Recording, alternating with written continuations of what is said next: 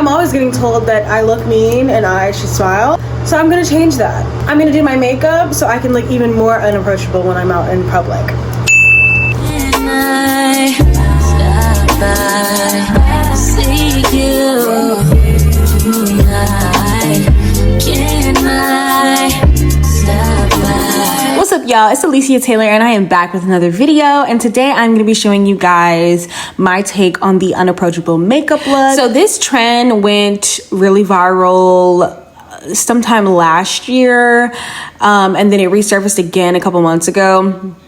So I really wanted to put my own twist on it, on like what unapproachable is, because I feel like I'm low-key the CEO of unapproachable, because I've been told to smile and look happy in public so many times since I was a kid, and it's just my face, y'all. It's just my face. But I feel like I can show you guys how to really look unapproachable with this makeup. So let's get started. Okay, so starting off, I am using the Kera Beauty eyebrow lift to snatch those eyebrows.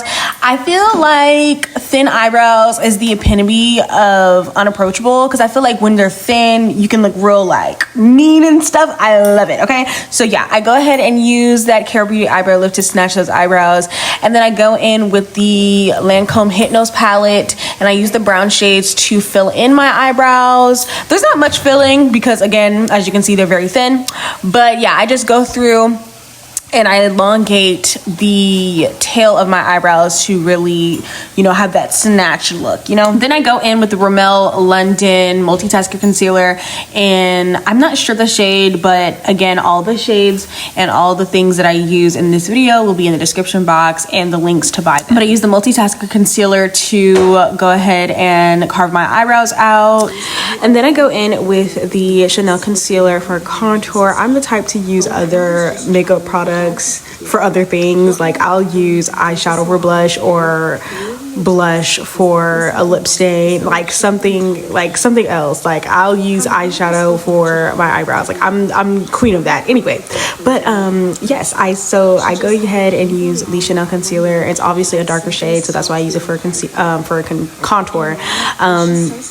And I'm still not aware of this shade either. Like, this was gifted to me, so I really don't know, but I will try to put something that makes sense in the description box, so that if you want to go ahead and use it, that you'll be able to use it for sure. And when I think about unapproachable makeup, and when it comes to like contour and snatching the face, I always think of like a snatch look, almost like Alondria. Like Alondria is unapproachable makeup to a T, like very sultry.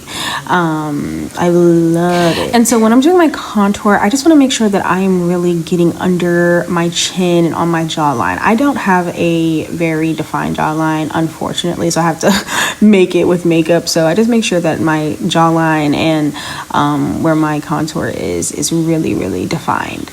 And then I go in with the Absolute New York matte foundation, and this stuff is really, really good on the go. Like, this is not something that I would use every day, but for this makeup look, I wanted a full coverage type of beat, and this foundation is really good for beginners, and it's very buildable, so that's why I try to use it. It's really so good. I just blend that in, especially on the sides of my face. I just want to make sure that that's blended in, especially where I put the contour in and where that foundation meets that contour. I don't want any harsh lines.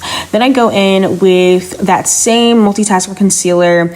If you are a beginner, right, with makeup, and you want a good concealer, the Rimmel Multitasker Concealer is the way to go. I'm so sorry to all the other concealers. That is the best concealer I've ever used for drugstore. Like, oh my gosh. And I just go ahead and put that under my eyes, on my upper lip, and on my chin.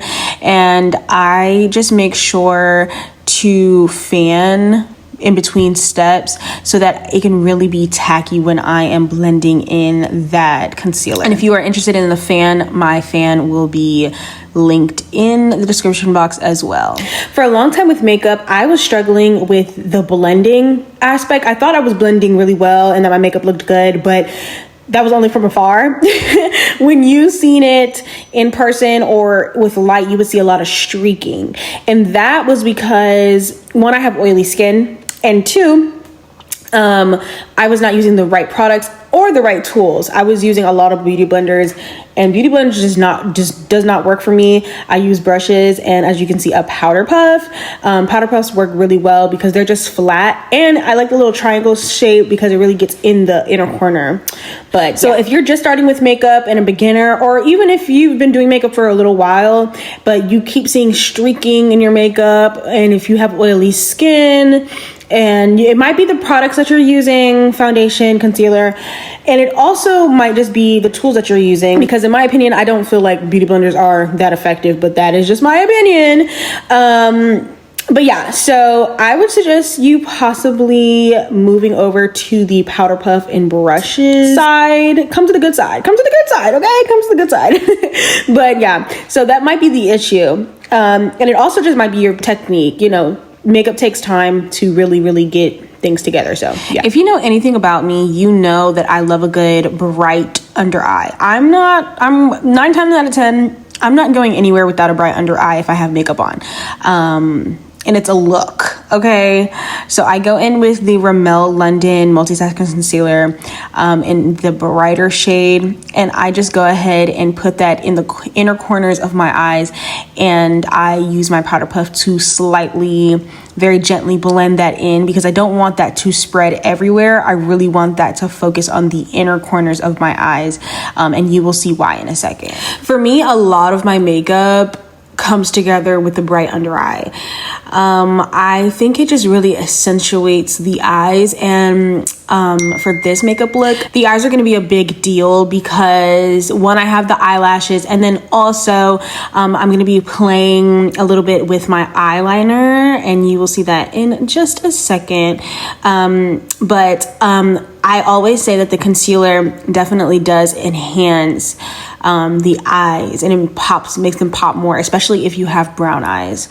But I go in with my Ellen Tracy Loose Translucent Setting Powder, and as you can see, I am pressing that powder into my eyes, or under my eyes rather, and I'm not doing a sweeping motion. I'm doing light patting into my under eyes, and I'm doing that because as an oily girl, I get oily literally all over my entire face, especially under my eyes, and it causes a lot of creasing. But if you want to avoid creasing, you definitely want to fan in between, and you definitely want to have a good setting powder, and you want the under eyes to be very hydrated. So that's why in the next makeup video that I do, I'm going to show you guys prep and how I am hydrating my under eyes, because I used to have super bad creasing, but I had creasing because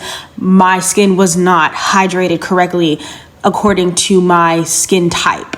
And being an oily girly, it's very important to be hydrated, and it's actually a lot of people think that if you're oily, you need to be as dry as possible because you're gonna have oily skin anyway. And that is a myth. No, someone told me that, and I was doing that, and I was looking cracked and ugly for years doing my makeup in the beginning, and that is not true. But I can go through that in a whole nother video if you guys would like.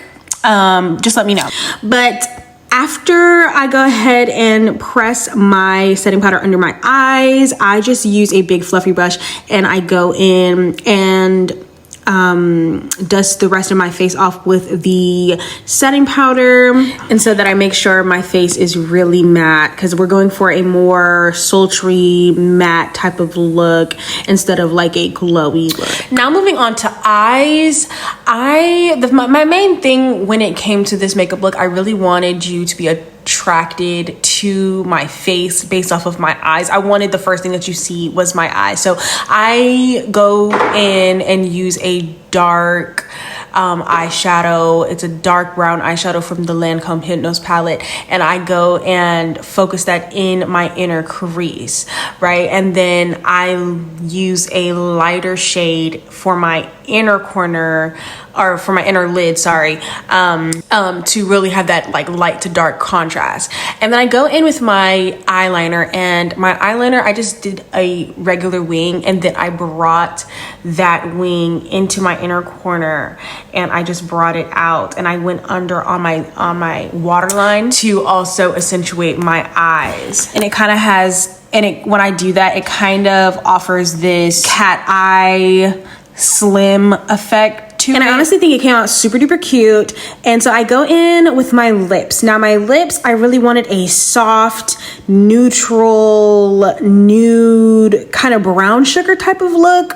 So I go in with the Wet n Wild lip pencil in the shade Toffee, and I just go ahead and line my lips. And then I go in with another Wet n Wild lip pencil in the shade Dark Brown, and I just go over that as well to deepen and define my lips so it can have a little bit more depth. And when you're doing your lip combo, you just really want to make sure that you are blending all the work that you did out, because you don't want like a harsh line and then your lips just look like a big blob. We don't want that. And then I go in with the same light multitasker concealer that I use for my eyebrows, and I just go ahead and blend that in really, really good in the middle of my lips. And I'm trying to focus it just in the middle of my lips so we can have that contrast going back into my brown sugar thing that I was talking about. And then I go in with the Morphe 2 palette, and I'm grabbing this like kind of plum shade,